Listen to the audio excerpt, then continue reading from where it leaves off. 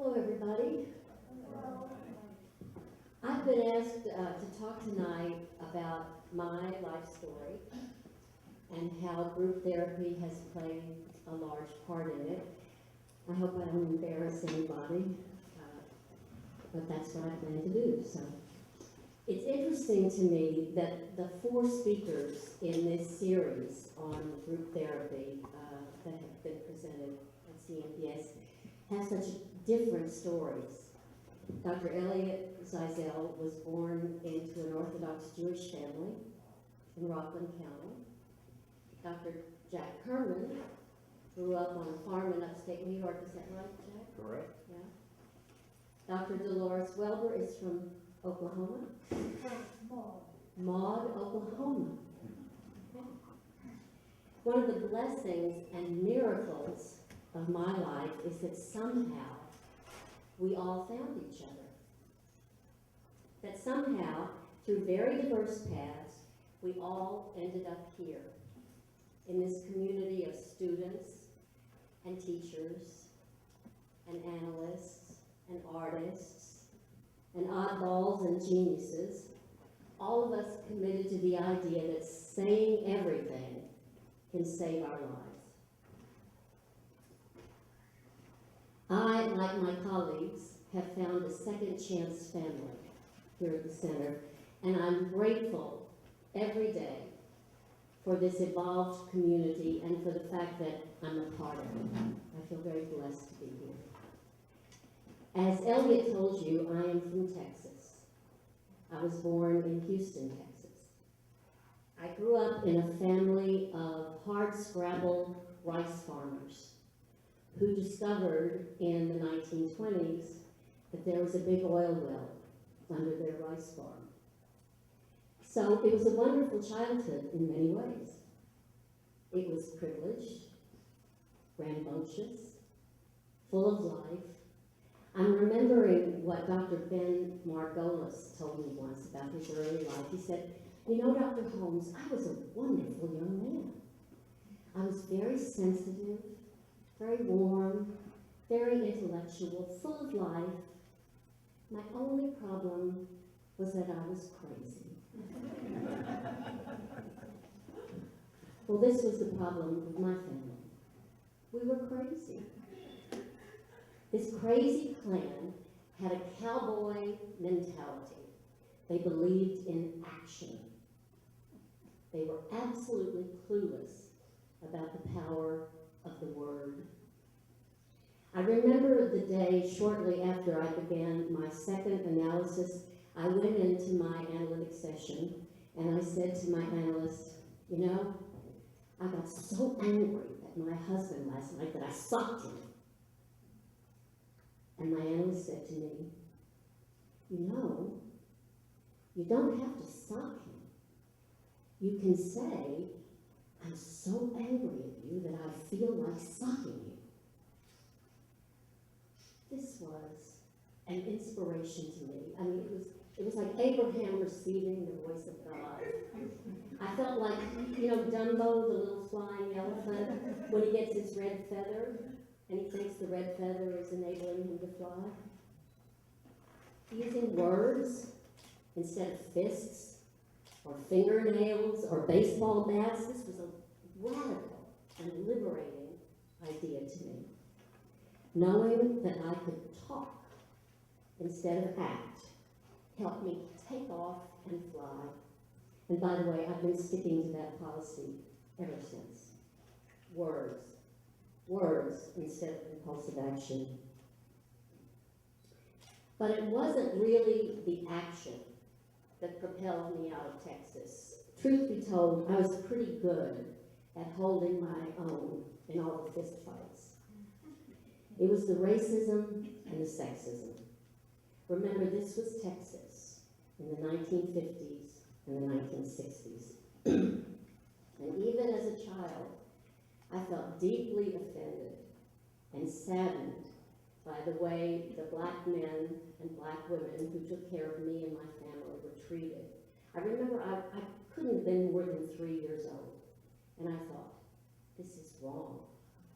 And there's got to be some place where people don't act like So even as bad as the racism was, I have to tell you that the sexism was worse, because I experienced the sexism as a personal threat to my survival. There was a prescribed role that a woman could play in Texas, in my early environment. You were supposed to be decorative, mostly silent, constantly attentive to male monologues, and obsessively empathic and cheerful. You could play the piano if you were a woman, and you could even go to college as long as you knew that you were there to find a suitable husband. And you'd better find him before you graduate. Because if you finished college without a prospect of getting married, oh God, there was something seriously wrong with you. Trying desperately to escape my destiny, I remember telling my father that I thought I might like to go to medical school. He looked at me, dumbfounded, and said, "Why would you want to do that? You're pretty." If you were one of those women who insisted on getting yourself a job, either because of economic necessity or just sheer stubbornness, you had three options. You could be an elementary school teacher, or a nurse, or a secretary. I really tried to take on the role of a proper Southern woman because I loved my father, and I knew that he loved me. But I was also watching what the role of a proper Southern woman was doing to my brilliant, unhappy mother. An idle bird in a golden cage, who more and more was turning to many glasses of sherry to get through the day. So I did something very wicked. I ran away from home. Even worse, I ran away from home to New York, the land of strange liberals and Yankee ways of thinking. And most terrible of all, I ran away from home to be an actress. Since I knew I didn't want to be a teacher or a secretary or a nurse, it was the most interesting and probably provocative thing that my imagination could come up with. Naturally, my father was outraged and heartbroken. He told me, "Are you out of your mind?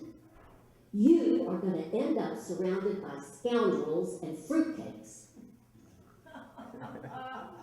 I think he also had other feelings about my escape, though. Because on the first night that I actually ended up in New York, I was staying at the Barbizon Hotel for Women. And I called him in tears, and I told him, "Daddy, I've made a terrible mistake.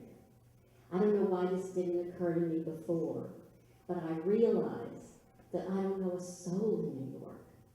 And now that I'm here, I realize how weird New York is, and I'm frightened, and I want to come home." And he said to me, "You're going to give up on that dream so easily." So I stayed. Well, you know what they say, wherever you go, there you are. I may have run away from home, but I brought all my problems with me. I did, indeed, find myself surrounded by scoundrels and fruitcakes. I seemed to attract them like moths to a flame. They were very familiar to me. I did have a moderately successful career as an actress, but my relationships were a disaster, and I was lonely and lost and miserable. Luckily for me, one of the biggest scoundrels that I encountered, who was my best friend for years, had just begun a modern psychoanalysis.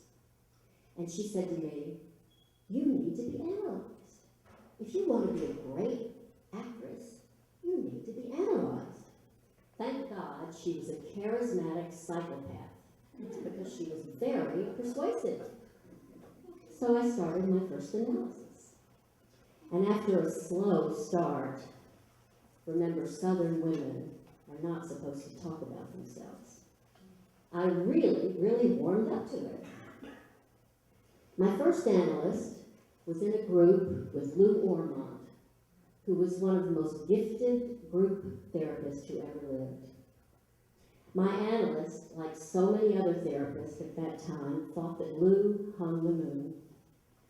Many years later, when I was the director of the Center for Group Studies, which was the institute that Lou started, some of us on the faculty used to very unkindly laugh at the people that we would call Lulus.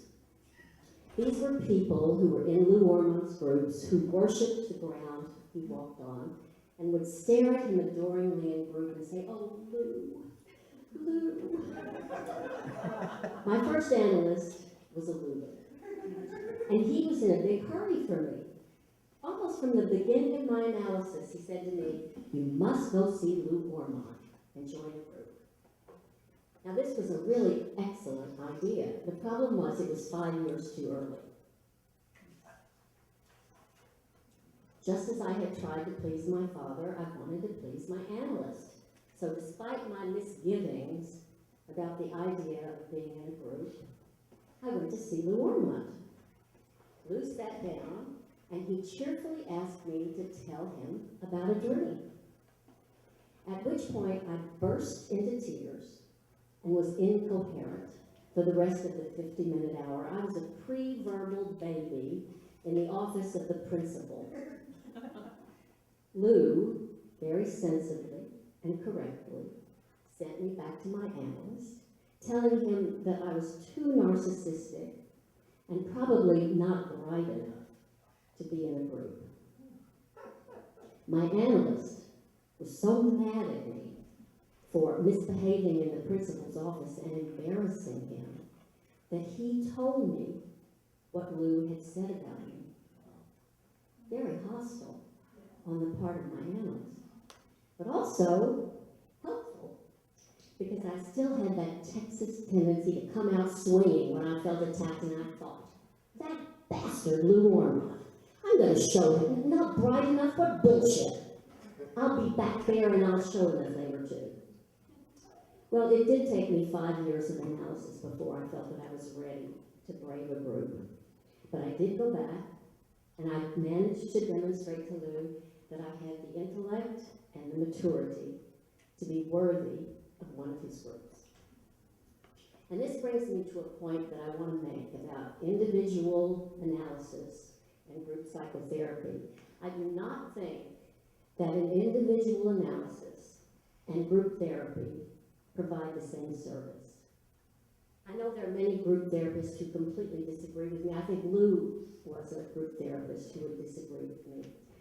They believe that group therapy can heal the same issues that a modern analysis does, and maybe even do it better because there are multiple people in the room working on the same problem, whereas a modern psychoanalysis involves only two. Dr. Phyllis Meadow agreed with me, though. We had a conversation once about individual psychoanalysis and group therapy, and she said, apples and oranges, apples and oranges. And I thought about it, and I said, I really think it's more like apples and apple pie. You have to be in an individual psychoanalysis to learn how to grow the apples. But once you've learned how to grow them, it's good to join a group to learn to make something delicious with them. Modern analysis is known for its work with pre-Oedipal patients.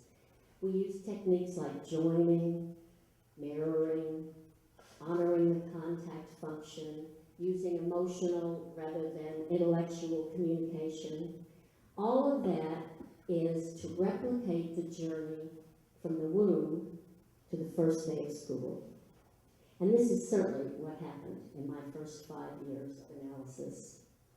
Spotnitz advocated a combination of individual and group psychotherapy, and he wrote that individual modern psychoanalysis focuses on the pre-verbal period, while group therapy works developmentally on the years from 3 to 6.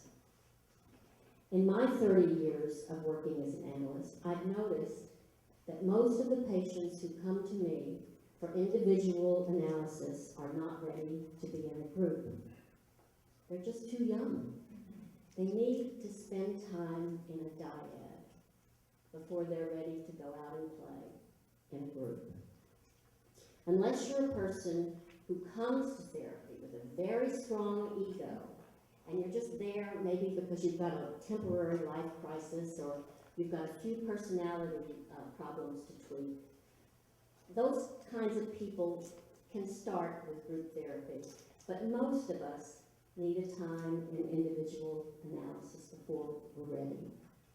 Having said that, I also want to stress my conviction that a person who's done an individual analysis but never been in a group analysis is incomplete, developmentally speaking.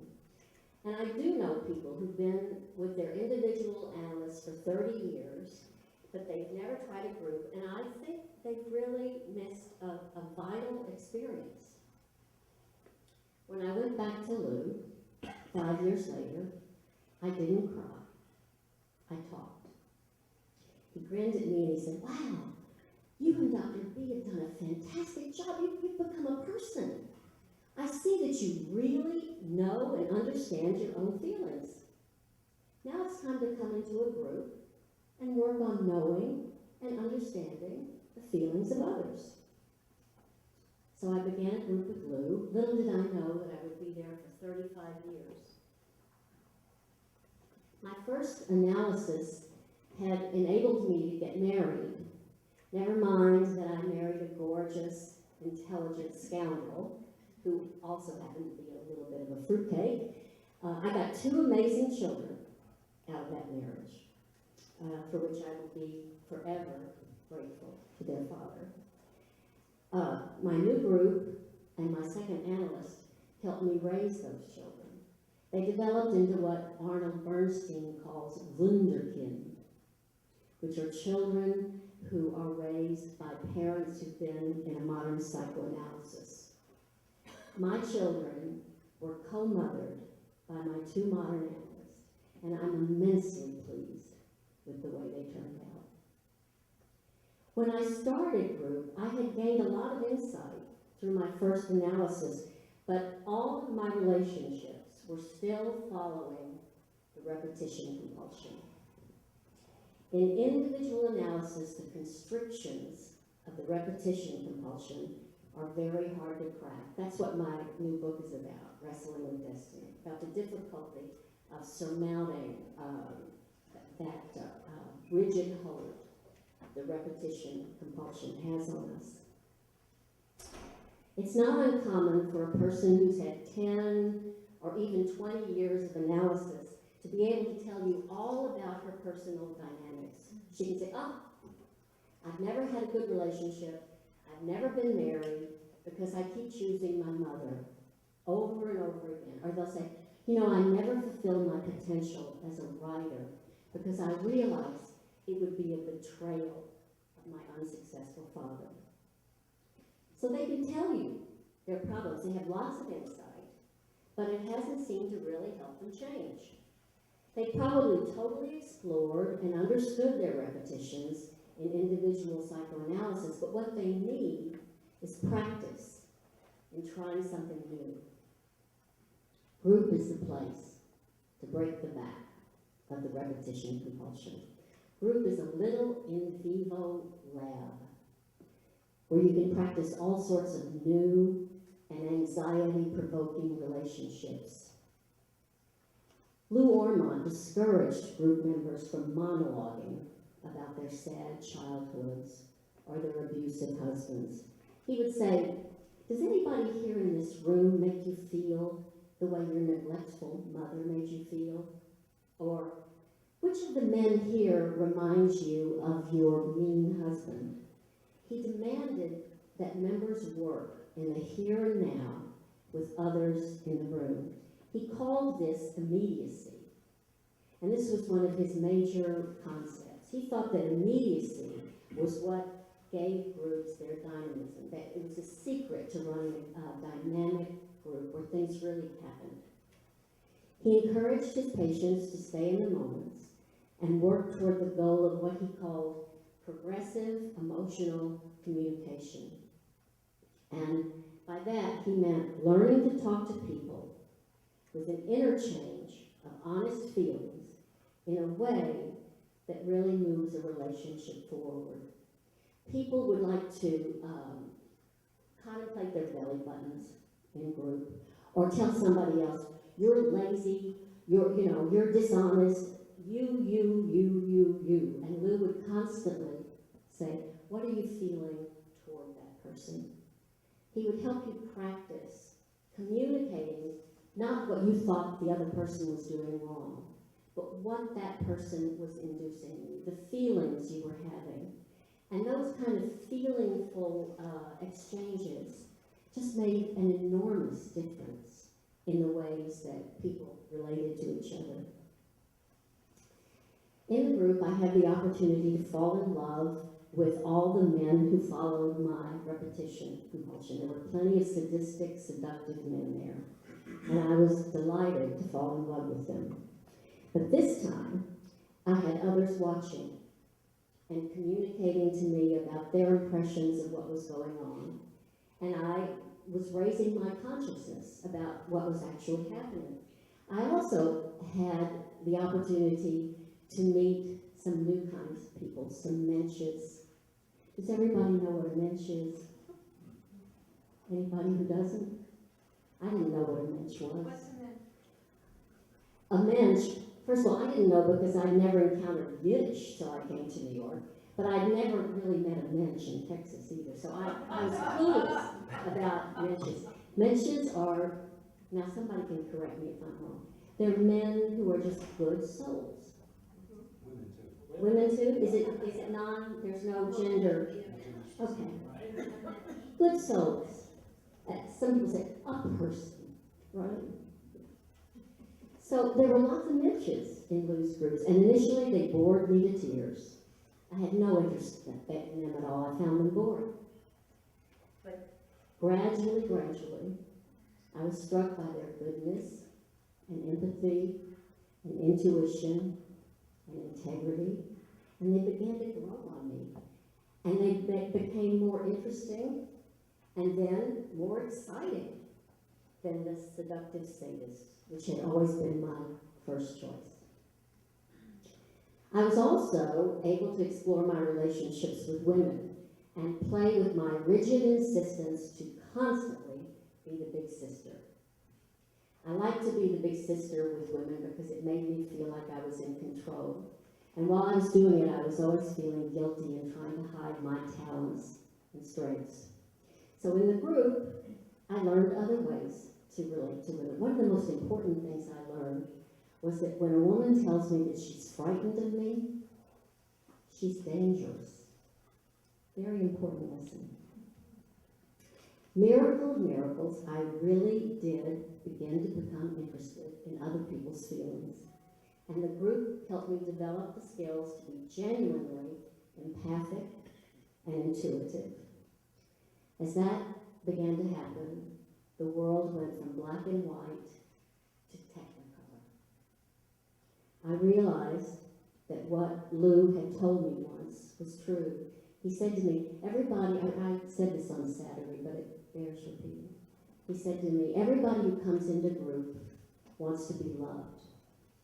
But the real joy in life, the real pleasure, is learning to love other people. Why did I stay so long?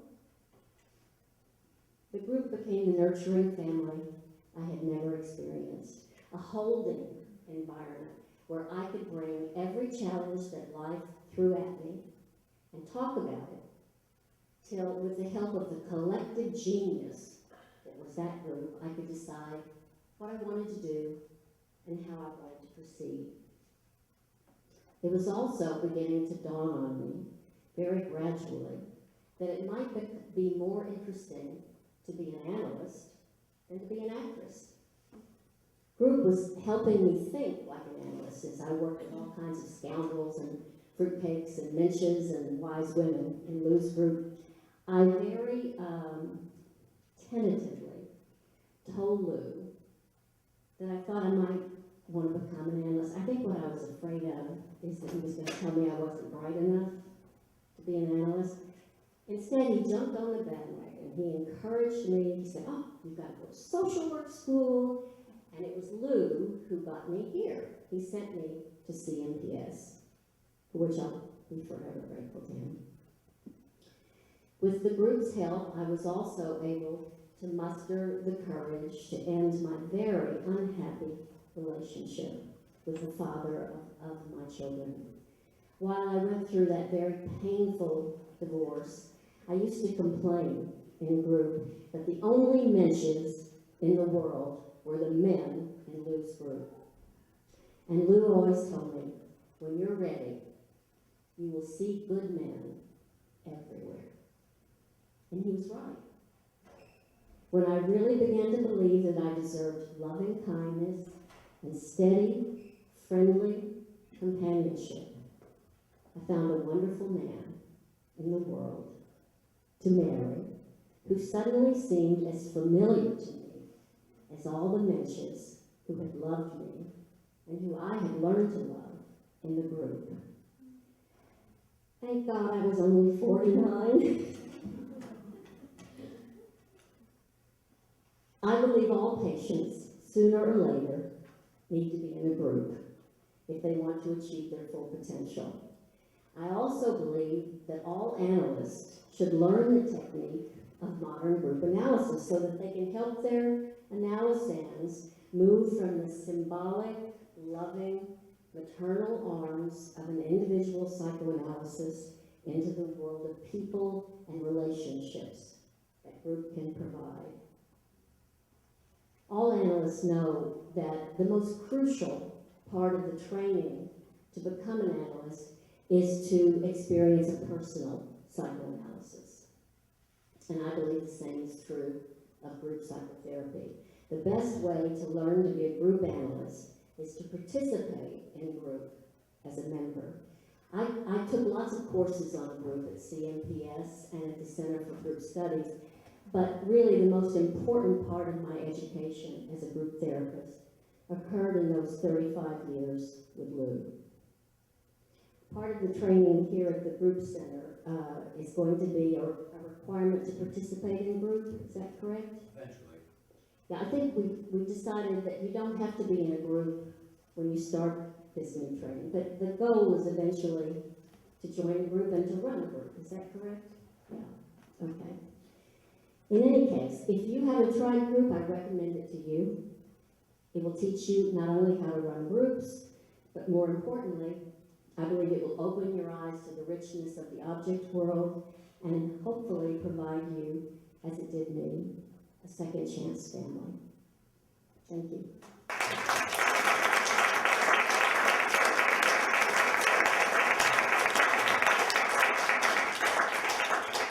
So now, I hope we can do a little group. I hope you have questions, comments. This is not too big a crowd, so hopefully we should be able to do a little demo group. Do any of you have questions?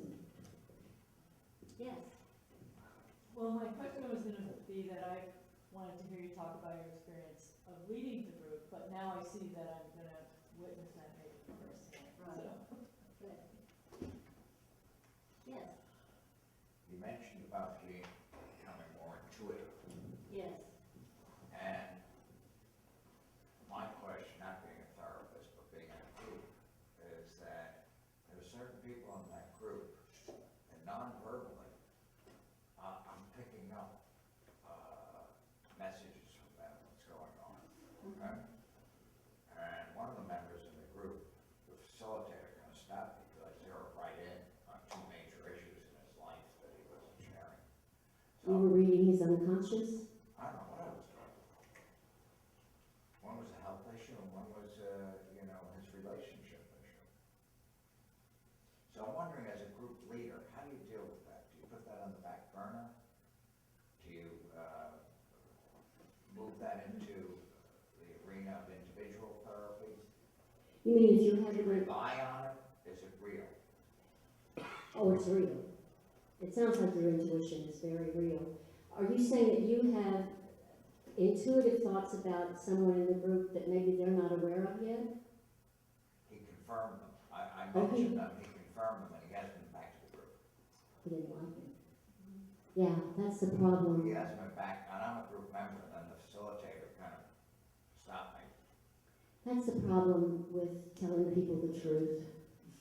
They don't like it. I think that, I'm sure your intuition was absolutely correct.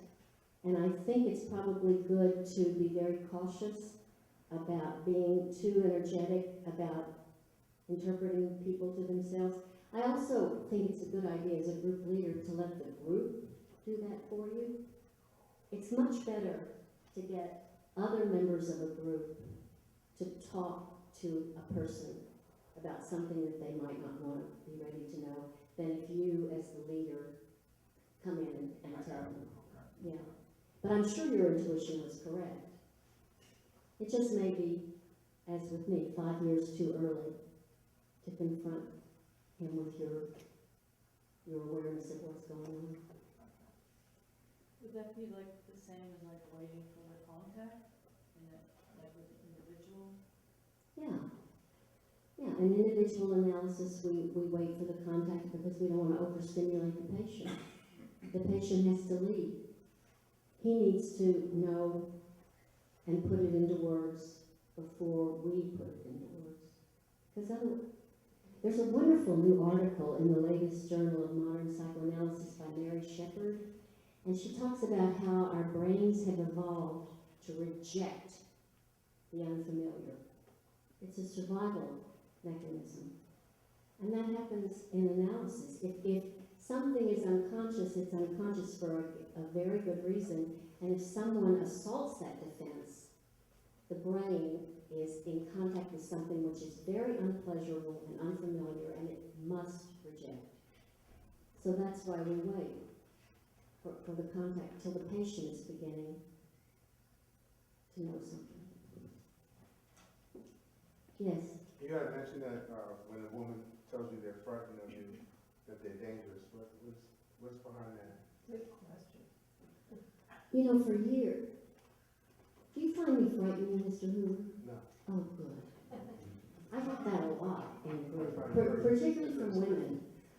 Oh, Lucy, I'd talk to you, but you're so scary.